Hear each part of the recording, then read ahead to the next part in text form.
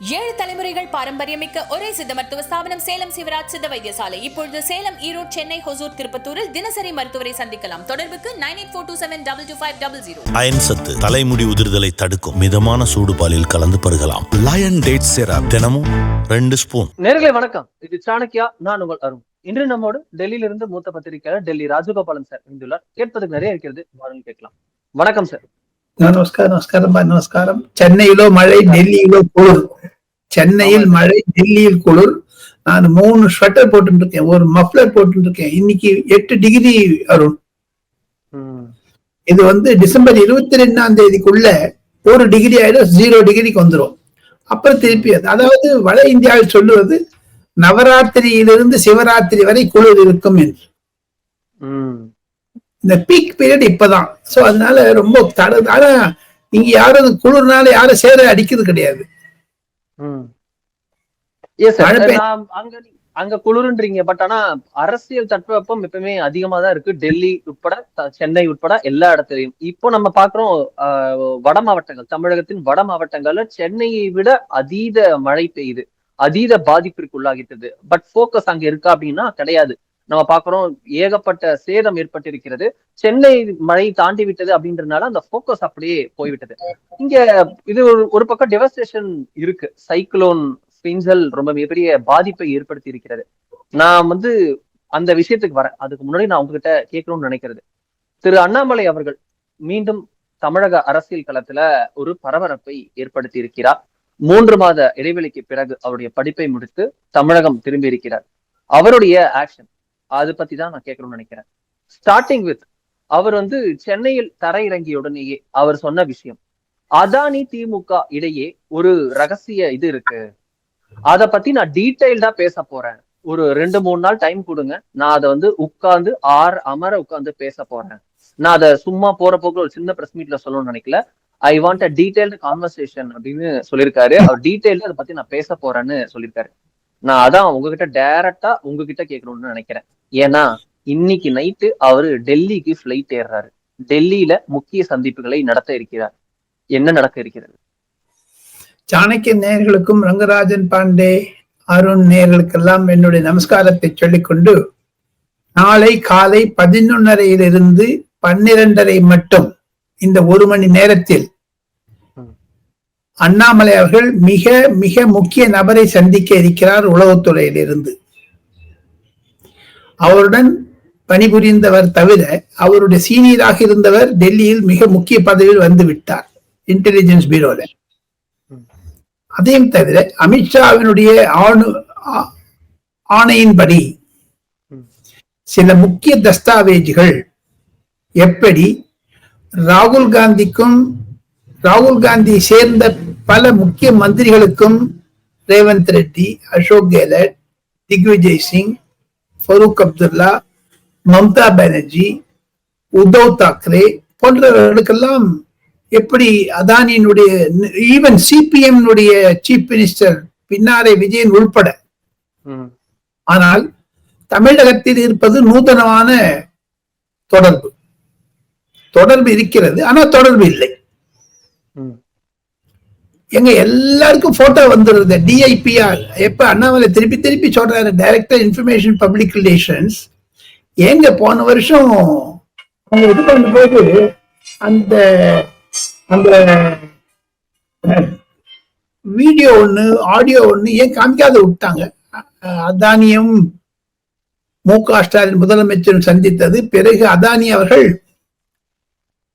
OMR ரோட்டில் இருக்கக்கூடிய ஒரு சொகுசு பங்களாவில் யாரை சந்தித்தார்? மருமகனையா அல்லது சில உயர் அதிகாரிகளையா? அதையும் தவிர இது அதானி டாவோஸ் என்ற இடத்தில், டாவோஸ் தொழில்துறை அமைச்சராக இருந்த தங்கம் தென்னரசு மற்றும் அதிகாரிகளை எல்லாம் சந்தித்து இருக்கிறாரா? இது மாதிரியான கேள்விகள் எல்லாம் பல விடைகள் கிடைக்க இருக்கின்றன. அதைத்தான் அண்ணாமலை நாளை கோர்த்து சோயாக பொதுமக்களுக்கு புரியும்படி எப்படி இரட்டை வேடம் போடக்கூடிய திமுகவை அம்பலப்படுத்த இருக்கிறார் என்று டெல்லியில் நான் கேள்விப்பட்டேன். அதை சுக்கு நூறாக உடைத்து விட்டும் சூரத் தேங்காய் மாதிரி நம்ம 2 பேரும் பேசியாச்சு. Now over to Mr. Annamalai. That's all. அவர்கிட்ட நிறைய விஷயம் போதுங்க. They are going to get, he is going to get lot of information. கொஞ்சம் அதுல சில இது என்னது, இது போன், அது உள்ள என்ன இருக்கும்? வாட்ஸ்அப் வந்து ஒரு முக்கிய குடும்ப நபரும் அதானியினுடைய மகனும் எழுதிக்கொண்ட பேசிக்கொண்ட அனைத்து ரெக்கார்டுகளும் வெளியானாலும் ஆச்சரியப்படுவதற்கு இதையெல்லாம் முத்தாய்ப்புவதற்கு போன்று 9ஆம் தேதி தமிழக சட்டமன்றம் கூடும் பொழுது பாஜகவினுடைய எம்எல்ஏக்கள் கூட பாமக எம்பிக்கள் சேர்ந்து கொண்டு இதை பற்றி எம்எல்ஏக்கள் இதை முதலில் உடைத்தது அன்புமணி ராமதாஸ். அந்த கோபத்தை தான் சீஃப் மினிஸ்டர் கொஞ்சம் பதில் சொன்னார். கொஞ்சம் சீஃப் மினிஸ்டர் இப்ப எல்லாம் கோபம் வந்துருச்சு. முதல்ல தூக்கம் வருது இல்லைங்கிறாரு, இப்ப கோபம் வருதுன்னு இருக்கு. சோ இதெல்லாம் வச்சு பாத்தீங்கன்னா அண்ணாமலை வந்ததனுடைய எஃபெக்டோன்னு தெரியுது. இப்போ இதுல நான் வந்து சில மாதங்கள் முன்னாடி கரெக்டா பார்த்தோம்னா ஒரு வருஷம் 1.5 வருஷம் முன்னாடி பார்த்தோம்னா திரு அண்ணாமலை அவர்கள் வந்து டிஎம்கே ஃபைல்ஸ் அப்படின்னு ஒண்ணு ரிலீஸ் பண்ணாரு. அதுக்கு தொடர்ச்சியா பார்த்தோம்னா டிஎம்கே ஃபைல்ஸ் 2, டிஎம்கே ஃபைல்ஸ் 3 அப்படின்னு ஆடியோஸ ரெகுலர் இன்டர்வியூல ரிலீஸ் பண்ணாரு. ஜாஃபர் சைட்டுக்கும் இவரு திரு ஆர் ராசாக்கும் நடந்த கான்வர்சேஷன், இவருக்கும் அவருக்கும் நடந்த கான்வர்சேஷன், ஏகப்பட்ட ஆடியோஸ் வந்தது. ஒவ்வொன்றும் ஒரு தாக்கத்தை ஏற்படுத்தியது, பல கேள்விகளை எழுப்பியது. ஓல்டன் டேஸ் அப்படின்னு சொல்லக்கூடிய அந்த 2G இரால நடந்த விஷயங்களோ அப்படின்னு பல டாட்ஸை கனெக்ட் பண்ண வச்சது. அது போல ஏதாவது ஆடியோக்கள் திரு அண்ணாமலையோட சிக்கியிருக்கிறதா? இந்த அதானி இது சீக்ரெட் போட்டோகிராஃப்ஸ் அது மாதிரி ஏதாவது ஒரு ரொம்ப கான்பிடன்ஷியலான விஷயம், ஒரு எக்ஸ்க்ளூசிவான ஒரு ஆதாரம்னு கூட எடுத்துக்கலாமா? அதாவது அண்ணாமலையிடம் ஆதாரம், அதானி ஆதாரம்னு எடுத்துக்கலாமா? எடுத்துக்கலாம். பட் அதை பற்றி விவரமாக நாம் சொல்லுவது தவறு. காரணம், அவருடைய முயற்சிக்கு நாம் தடங்கலாக இருக்கக்கூடாது. நான் கேள்விப்பட்டதை சொன்னேன், சிலது கேள்விப்பட்டதை அதை சொல்ல மாட்டேன். காரணம் என்ன என்று கேட்டால், அது அண்ணாமலைக்கும் அவருடைய தொடர்புடைய அதிகாரிக்கும் அமித்ஷாவினுடைய பர்சனல் செக்ரட்டரிக்கும் இருக்கக்கூடிய தொடர்பு. அதில் நாம் தனிப்பட்ட முறையில் இருப்பதனால் பேசக்கூடாது. எது இருப்பினும் அண்ணாமலை அவர்கள் டெவலப் பண்ணக்கூடிய ஸ்டோரி என்னன்னு கேட்டீங்கன்னா, திமுக என்பது எப்படி எடப்பாடி பழனிசாமி அவர்கள் முன்னாள் முதலமைச்சர் ஐயா சொல்லுவது திமுக இஸ் a கார்பரேட் ஹவுஸ் சொல்றாரு. அதை ஊர்ஜிதம் செய்யும் அளவிற்கு 8 குட்டி அதானிகள் தமிழகத்தில் திமுக போர்வையில் நடமாடுகிறார்கள் என்பதை அவர் விவரித்தாலும் அதுக்காக ஒண்ணு தயாநிதி மாறன், ஜெகத் ரக்ஷகன் போன்றவர்கள் எல்லாம். எங்க தயாநிதி மாறனுக்கு ஒருத்தர் துரைமுருகனே எங்கிட்ட சொல்லியிருக்காரு, அவன் பிளேட் வச்சிருக்காரு சார், 10 ஸ்பைஸ் டேட் வச்சிருக்காரு சார், கிண்டல எங்கிட்ட வச்சிருக்காரு 2-3 வருஷத்துக்கு முன்னாடி. துரைமுருகன் எப்ப ஸ்லேடையா பேசுவார், சூரியன் புக முடியாத இடத்துல புகுந்துருவாருங்க அப்படிலாம் சொல்லுவார். சோ அந்த மாதிரி என்னை பொறுத்த மட்டில் குட்டி அதானிகள் திமுகவில் இருக்கிறதை வெளிப்படுத்துவாரோ என்ற சந்தேகம் என் மனதில் இருக்கிறது. அதற்கு உறுதுணையாக அன்புமணி ராமதாசும் சேர்ந்து கொண்டால் தமிழக அரசியலில் மீண்டும் பரபரப்பு ஏற்படும். காரணம், ஐயா ராமதாஸ் அவர்களை 86 வயது மரியாதைக்குரிய அவரை கேலியாக கிண்டலாக பேசுவது என்பது அது அரசியலுக்கு நாகரிகம் அல்ல என்பதுதான் என்னுடைய கருத்து. டெல்லியில் பரவலாக பேசப்படுகிறது. நான் ஒரு முக்கிய பாஜக தடம் பேசும்பொழுது அது ஏற்கனவே அன்புமணி ராமதாஸ் தொலைபேசி மூலமாக என்னுடைய தொடர்பான சோர்ஸுக்கு சொல்லிவிட்டதாக நான் கேள்விப்பட்டேன் Arun. So it's developing story இன் டெல்லி. அண்ணாமலை வருவது என்பது முத்தாரம் வைப்பது போன்று இருக்கிறது.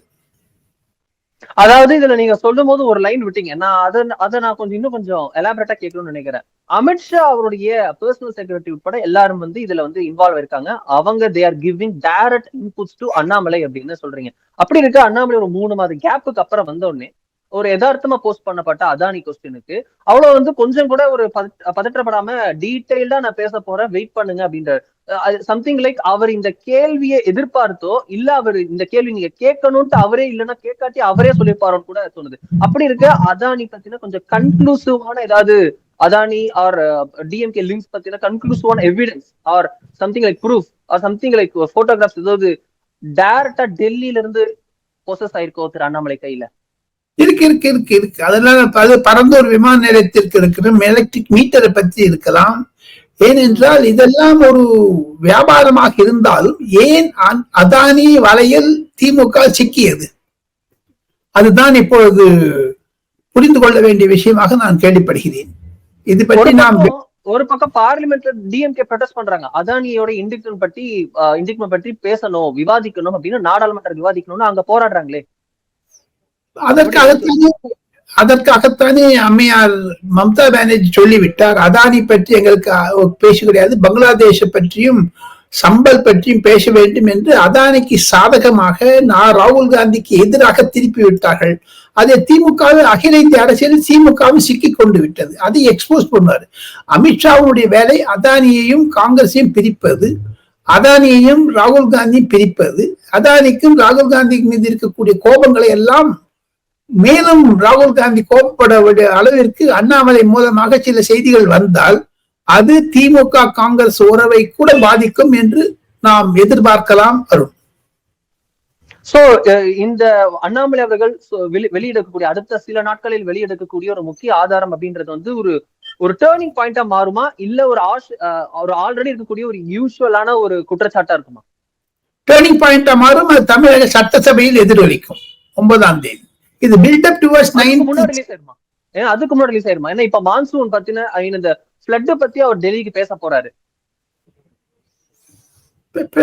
பத்தி அவர் அக்ரிகல்ச்சர் மினிஸ்டர் பேச போறாரு. சில NDRF இருக்கக்கூடிய நேஷனல் டிசாஸ்டர் ரிலீஃப் ஃபண்ட் என்று சொல்லக்கூடிய ஃபண்டினுடைய அதிகாரிகளை எல்லாம் பார்த்து இனிஷியல் அமௌண்ட் அவங்களே கொடுத்துருவாங்க. There is a set of protocol. Arun, மழை பெஞ்சதுன்னா சீஃப் மினிஸ்டர் இப்படி கொடுக்கணும்னு. அதையும் தவிர இன்று காலை மாண்புமிகு பிரதமரும் மாண்புமிகு முதலமைச்சரும் பேசிக்கொண்டு விட்டார்கள். அதிலிருந்து ஒரு வரக்கூடிய தாற்பயம் ஆணைகளை எல்லாம் பிரதமர் செயலகத்தில் இருக்கக்கூடிய ஒரு additional secretary to prime minister கண்டிப்பாக அந்த கூட்டத்தில் இருந்திருக்கிறார். அவர் அக்ரிகல்ச்சர் மினிஸ்டருக்கும் அமித்ஷாவின் தலைமையில் இருக்கக்கூடிய நேஷனல் டிசாஸ்டர் ரிலீஃப் ஃபண்ட் கமிட்டிக்கு அமித்ஷா தான் பிரசிடென்ட், யூனியன் ஹோம் மினிஸ்டர் தான் அதுக்கு அத்தியக்ஷ், அதாவது தலைவர், அவருக்கும் ஆணையிட்டிருக்கிறார்கள்.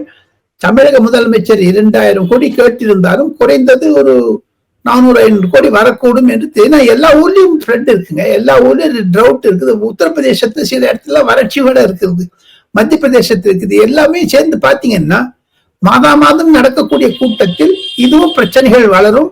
தமிழகத்தை பற்றி காரணம் பிரதமர் பேசிவிட்டதால் முதலமைச்சரிடம் அதிகாரிகள் சுறுசுறுப்புடன் செயல்படுகிறார்கள்.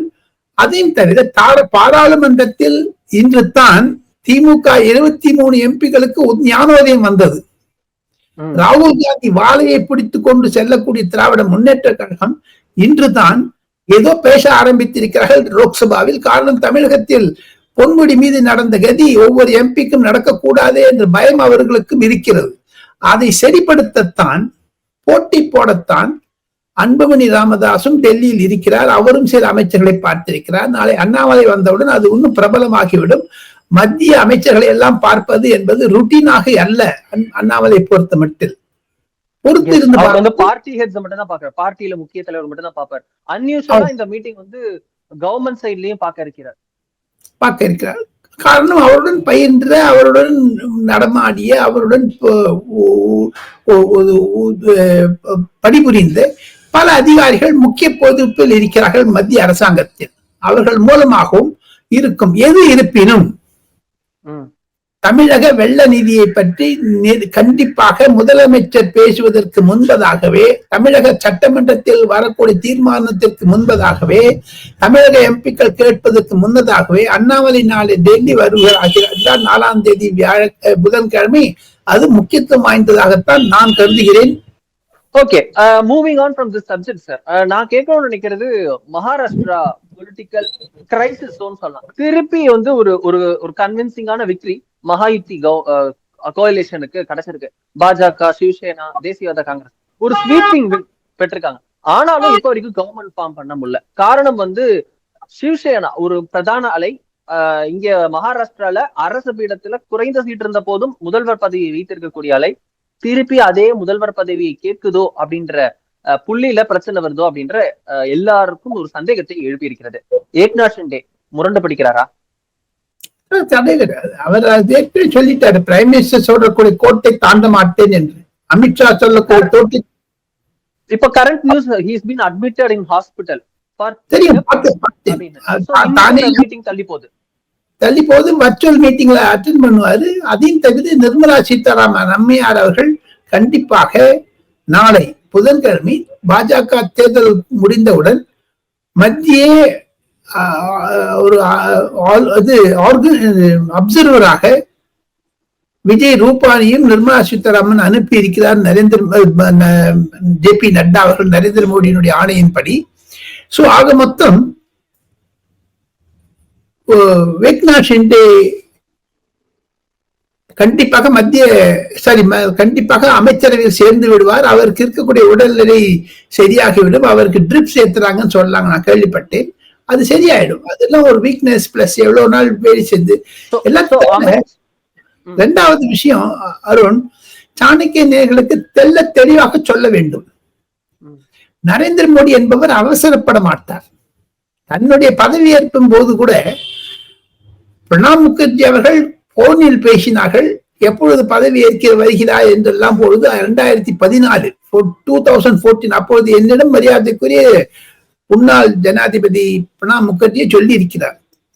பிரதமருடைய திட்டங்களை எல்லாம் பார்த்தால் நான் ஆச்சரியப்படுகிறேன். 10 நாள் டைம் கேட்டிருக்காரு. இவ்வளவு அமோக வெற்றி பெற்று காங்கிரஸை 2வது இடத்திற்கு 2 டிஜிட்ஸுக்கு தள்ளிவிட்டாலும் அனைத்து சார்க் கண்ட்ரியினுடைய ஜனாதிபதி பிரதமர் வர வேண்டும் என்று ஆசைப்படுகிறார். நானும் கடிதம் எழுதியிருக்கிறேன் என்று. ஆக மொத்தம் பிரதமர் ஒரு சர்ப்ரைஸ் எலிமெண்ட் இன்ட்ரோடியூஸ் பண்ணுவார் எல்லா இடத்துலயும். இப்ப பாருங்க, மனோகர்லால் கட்டரை வச்சுட்டு மத்திய பிரதேசுக்கு சீஃப் மினிஸ்டர் அனுப்பிச்ச போது யாருக்குமே புரியல. தடான்னு ஒரு பேர் வந்தது. ஆமா, அந்த இப்போ மகாராஷ்டிராவில் கூட தேவேந்திர பட்னவிஸ் இருப்பாரா இருக்க மாட்டாரா என்றெல்லாம் கூட தெரியாது. நரேந்திர மோடி மனதில் என்ன இருக்கிறது என்று கேட்டால் அடுத்த 10 வருடங்களுக்கு எப்படி இருக்கும் பாஜக என்பதைத்தான் அவர் உணர்கிறார். பாருங்க, வசுந்தரா ராஜே சிந்தியா போன்ற சீனியர் தலைவர்கள் எல்லாம் ஒதுக்கி விட்டு ஒரு பண்டிதரையும் சாதாரணமாக இருக்கக்கூடிய கட்சி ஊழியரையெல்லாம் போட்டிருக்கிறார். அது என்ன, எது குறிக்கிறது? நரேந்திர மோடியின் எதிர்காலம், நரேந்திர மோடியின் அணுகும். அதையும் தவிர சனி அமாவாசை என்றால் நேற்று முன்தின், அதாவது சனிக்கிழமை என்று அமாவாசை இருந்தது. அன்று பதவி ஏற்க மாட்டார்கள். Plus directors general of police conference ஒடிசாவில் நடந்து கொண்டு வந்ததனால் பிரதமர் அதற்கு முக்கியத்துவம் கொடுத்தார். அதை தவிர அவசரம் என்ன இருக்கு, நம்ம தான் வின் பண்ணிட்டுமே, கொஞ்சம் வெயிட் பண்ணி பார்க்கலாமே என்ற ஒரு எண்ணமும் இருக்கிறது. நாளை அனைத்தும் வெட்ட வெளிச்சமாகிவிடும். நரேந்திர மோடியினுடைய மனதை புரிந்து கொண்டவர் நரேந்திர மோடி ஒருவர் தான் என்று சொல்ல முடியும். அமித்ஷா அல்ல, நிர்மலா சீதாராமன் அல்ல, ராஜ்நாத் சிங் அல்ல. கடைசியில என்ன பாம் வெடிக்கும் தெரியாது. ஜாக்பாட் யாருக்கு கிடைக்க போகுது என்பது நாளை மதியம் தான் தெரியும். ஓகே, அப்போ ஃபட்னாவிஸுக்குமே கூட இன்னும் முதல்வர் பதவி உறுதியாகவில்லைன்னு எடுத்துக்கலாமா? ஆமா, கண்டிப்பா. Option B, option C, option Z வரைக்கும் இருக்கும். Z பிளஸ் கூட இருக்கும். ஏன்னா Z பிளஸ் செக்யூரிட்டி சொல்லுவாங்க. ஆனா நரேந்திர மோடியிடம் Z பிளஸ் என்பது அதிகமான தொலைநோக்கு பார்வையை தான் பார்ப்பார். அதாவது நினைச்சாங்களா தமிழ்நாட்டுல ஒரு அண்ணாமலை போன்றவர்கள் 18% ஓட்டு வாங்குவாங்கன்னு சொல்லிட்டு லோக்சபா எலெக்ஷன்ல அந்த மாதிரியான ஒரு புரட்சி திட்டத்தை அதுதானே லோக்சபானுடைய கேன்வசிங் போல் கேம்பெயின்ல போது கூட மீண்டும் மீண்டும் சொல்லி காண்பித்தாரே நரேந்திர மோடி. பாராளுமன்றத்திலேயே பேசியிருக்கிறாரே. தமிழகத்தில் வாக்கு சதவீதம் அதிகமாகிவிட்டது. கேரளாவில் இருந்து 2 மந்திரிகளை சேர்த்திருக்கிறார், சும்மா இல்ல. இதெல்லாம் அவருடைய தொலைநோக்கு பார்வையில் மகாராஷ்டிரா இருக்கிறது. நாளை மறுதினம் தெரிந்துவிடும். நிர்மலா சீதாராமன் விஜய் ரூபானியினுடைய அனாலிசிஸ் எப்படி இருக்கும் என்று நாளை மதியம் தான் தெரியும். வரக்கூடிய 12, 13 இந்த நாட்கள்ல ஒரு ஸ்பெஷல் செஷன் நடக்க இருப்பதாக சொல்றாங்க. குறிப்பா 75th anniversary ஆஃப் கான்ஸ்டிடியூஷன், அத பத்தி ஒரு டிபேட் நடக்க இருப்பதா சொல்றாங்க. சோ அதுல பிரதமரும் உரையாற்ற இருப்பதாகவும் மத்திய அமைச்சர்கள் பலரும் பேச இருப்பதாகவும் சொல்லுகிறார்கள். என்ன சப்ஸ்டன்ஸ் இதுல எதிர்பார்க்கலாம்? எதை பிரதமர் சொல்ல இருக்கிறார்? வில் ஹி ஷோ சம் ஒரு விஷயத்தை ஏதாவது அடையாளப்படுத்துவாரா? 75வது அப்படின்ற ஒரு மைல்ஸ்டோன் இயர்ல ஏதாவது ஒரு இம்பார்ட்டன்ஸ் ஏதாவது இருக்குமா அந்த ஸ்பீச்ல? ஹிஸ்டரி ஹிஸ்டரியை தாண்டி ஏதாவது இருக்குமா? கண்டிப்பாக இருக்கும். இதற்கு 3-4 முக்கிய விஷயங்களை சொல்ல வேண்டும் என்றால், எப்படி அண்ணல் அம்பேத்கரை ஒதுக்கியது காங்கிரஸ் என்பதை விளக்க இருக்கிறார் நரேந்திர மோடி 12ஆம் தேதி. கான்ஸ்டிடியூஷன் எழுதியது அம்பேத்கரும் அனந்தசேன மயங்காரும் பல மத்திய தலைவர்கள். நேரு ப்ரொஜெக்ட் பண்ணாம அதையெல்லாம் கட் பண்றதுக்கு தான் இந்த ஸ்பெஷல் செஷன் வச்சிருக்காரு. ஒண்ணு. ரெண்டாவது, அவன் கையில ஒரு புஸ்தகத்தை எடுத்துன்னு போய் ராகுல் காந்தி ஒரு ரெட் புக், அவன் கையில பிளாக் புக் தான் இருக்குது. இது உள்ள ஒரு எழுதி காகிதத்தை வச்சு காமிச்சாரு பாருங்க, கான்ஸ்டிடியூஷன் ராகுல் காந்தி. அது மாதிரி ஏமாற்றம் செய்த ராகுல் காந்தி எக்ஸ்போஸ் செய்வார். ராகுல் காந்தி பேச முடியாத திணறுவார். சோனியா காந்தியினுடைய பிரசன்ஸ் இருக்கும். அந்த கூட்டத்தில் 3 காந்திகளையும் ஒரே செய்தியில் பார்க்கலாம் தாங்கள். சோனியா, ராகுல், பிரியங்கா இவர் 3க்கும் எதிராக ஒரு அமைப்பை கட்டமைப்பு உருவாக்குவதற்குத்தான் நரேந்திர மோடி 11ஆம் தேதி அந்த சிறப்பு கூட்டத்தை கூட்டியிருக்கிறார். சோ அந்த 12-13 அந்த நாட்கள் ரொம்ப குரூஷியலான ஒரு ஒரு ஒரு சரவடி போன்ற விஷயங்கள் இருக்கும் பார்க்கலாமா?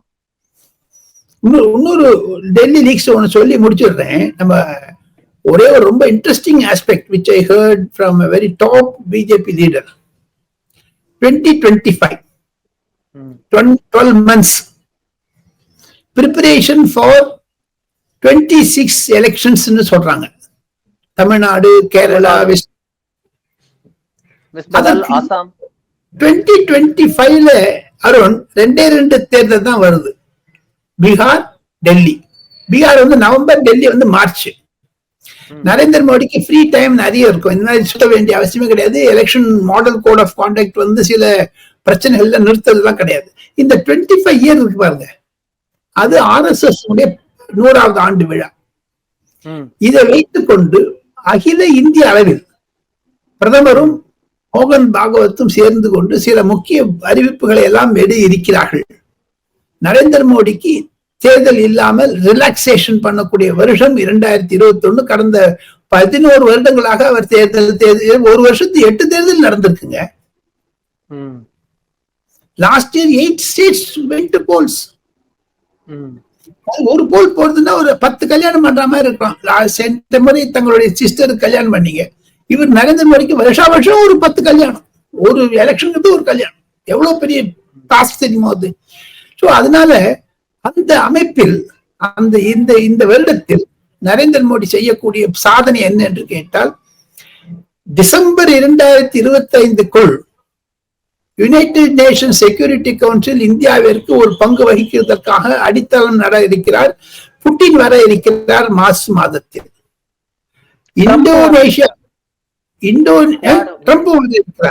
இந்தோனேஷியாவினுடைய ஜனாதிபதி தான் 2025 டெல்லியில் நடக்கக்கூடிய கர்த்தவிய பாத்தில் நடக்கக்கூடிய அணிவகுப்பு, ராணுவ அணிவகுப்புக்கு தலைமை ஏற்க இருக்கிறார். இந்தோனேஷியனுடைய ராணுவர்களுடைய 250 பேர் நடக்க போறாங்க இந்த இந்தியாவுடைய இதுல டெல்லியில. அவ்வளவு மாத்திரம் சாதனை செய்ய இருக்கிறார் நரேந்திர மோடி. 2025 முக்கியமான வருடம் நரேந்திர மோடிக்கு. அதில் அவர் 25 வருடம் முதலமைச்சராகவும் பிரதமராகவும் இருந்ததை முடிக்க இருக்கிறார். ஆக மொத்தம் இவ்வளவு முக்கியமான வருஷம் இருப்பதனால் கண்டிப்பாக நரேந்திர மோடியினுடைய மனதில் 1/4, அதாவது 25% தமிழகம் தான் கான்சென்ட்ரேஷனாக இருக்கும், போக்கஸாக இருக்கும் என்பதுதான் என்னுடைய டெல்லி லீக்ஸ். அருண், சோ அடுத்த ஒரு வருஷம் ஃபுல்லா சரவடின்னு சொல்றீங்க. ரொம்ப நன்றி சார். அனைத்து எக்ஸைட்டிங் டைம்ஸும் நம்ம டெல்லி லீக்ஸ்ல அடுத்தடுத்த விஷயங்களை தொடர்ந்து பார்ப்போம். இத்தனை நம்மோட இணைந்து பல விஷயங்கள் குறித்து விரிவா பேசியதுக்காக மிக்க நன்றி.